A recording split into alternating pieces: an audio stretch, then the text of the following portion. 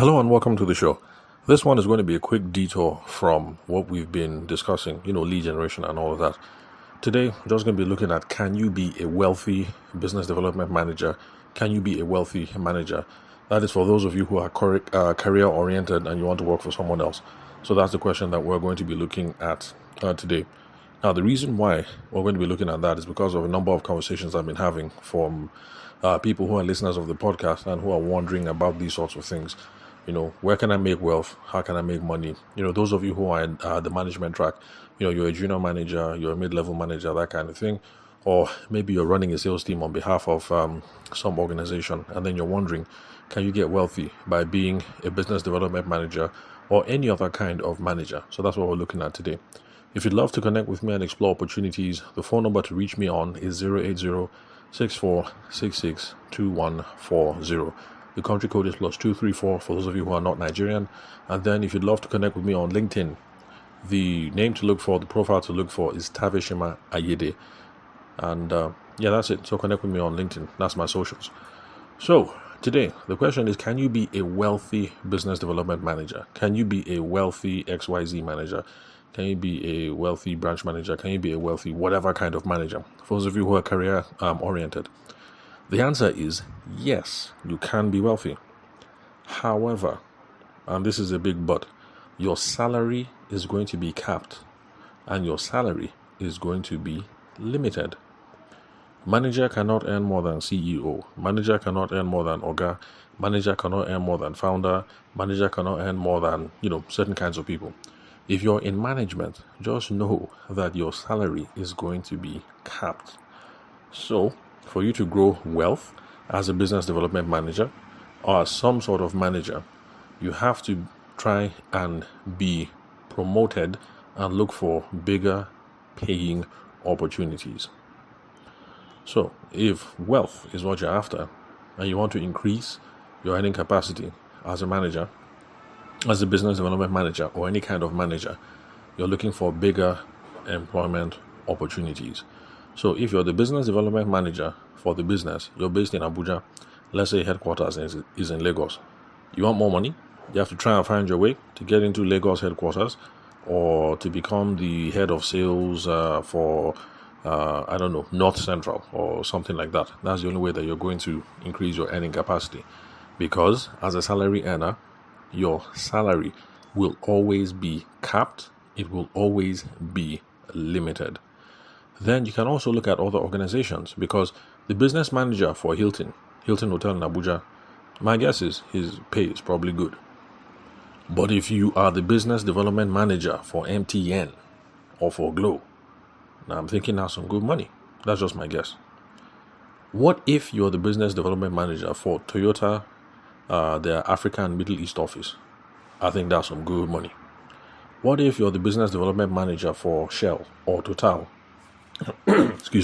West African region? Now you get where I'm heading at. But even in these organizations, you just know that your salary is capped. You'll never earn more than CEO, than founder, than whatever. It will be capped. So for those of you who are in the sales space, because the person that I was having this conversation with is a business development manager. Business development manager is just a fancy way of saying sales manager. Because business development manager, sales development manager, your responsibility is train the people underneath you and try and look for ways to open up opportunities for your employees and for the company to make money. That's what the business development manager or a sales development manager does. So, like I've said, your salary is capped. However, if you are an individual sales contributor, someone who is working in the organization, your salary is uncapped. If you work harder, you will get more money. If you slack off, you will make less money. So the earning potential for somebody who is in sales is higher. In fact, back in my days when I was trying to sell financial products for Leadway, there were 2 or 3 people that everybody spoke about that were earning more than Oga Kpata at the top and the people who are on the board, as in individual salespeople who earn more than them, as in salary, commissions. The money that you put in the pocket is more than the salary that the person on top is earning. So If this is about money, just pure money, then the upside actually is by remaining an individual sales contributor. In fact, while I was at Leadway, I didn't understand why my manager, who was the top selling salesperson nationwide, I think maybe like 3 or 4 years ago, was now doing manager work. And I'm wondering, like, why would I do manager work? I have fixed salary. I'd rather be out in the field and then be collecting millions and millions and millions as my as compensation and as gifts and stuff like that. But that's just the way I look at things. Maybe I'm too focused on the money.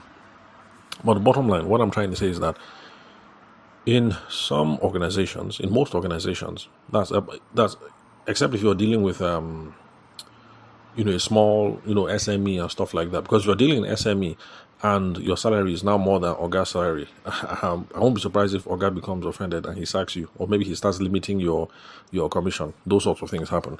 But outside of those sorts of situations, if you want to make bastard money, or if you want to make more money than Oga CEO, then manager track, it's not for you. Because the individual contributor, the individual salesman, your salary is, maybe they give you 100K every month fixed. But for other business opportunities that you bring in, they'll be adding you 3% or 10% or 5% or whatever. So the rest is now up to you. If you like the way the 10% tastes and you're able to bring in 10% in a month, you do the math. If you're able to sustain that for 8 months of the year, do the math. So, you can be wealthy as a manager, but just know that your salary is capped. You want the salary to grow? Look for bigger employment opportunities. If you're with Hilton, leave Hilton, go to MTN. If you're with MTN, leave MTN, go to Toyota. If you're with Toyota, Toyota and Shell. I'm not sure which is the bigger company, but you get my drift. So, the rationale or your motivation is the key thing here. If what you're worried about is money, then please remain a salesperson. If what you're worried about is the more spiritual stuff, you want to sow into somebody's life, you want to be in a position of leadership, you want a bigger status, because the manager has a bigger status than the salesperson. And I've seen it across a couple of organizations. I mean, it doesn't matter. If the salesperson is earning 10 times more than the CEO will still have greater status in the eyes of everybody. So just know what it is that you're running after. If it is money, stick to sales. If it is the recognition, the status, the leadership, the everything, all those other things, then remain a manager. But the thing is, we have to be clear about what we are looking for. If money is what's important to you and you enter the manager track, you're going to be very frustrated. Just remain as the salesperson that you are. And be okay with the fact that if it is AGM, annual general meeting, or maybe even a family meeting or church meeting or whatever, just be comfortable with the fact that people will always call the person who is Oga, CEO, MD, whatever, before they call you, even if you're making more money. So just know where you're heading and be comfortable with that. So be clear about what you want. Is it the money or the status? Be clear about where you're headed. If it is money, stick to sales. You'll make more money that way. If it is rep, if it is stature that you want, stature in the company and in society, then hit the management track. So that's it basically. That's my contribution for today. In case there are some of you over there listening to the podcast right now who are currently tossing about in your head, trying to weigh the whole options, I'm pretty much giving you what the options are.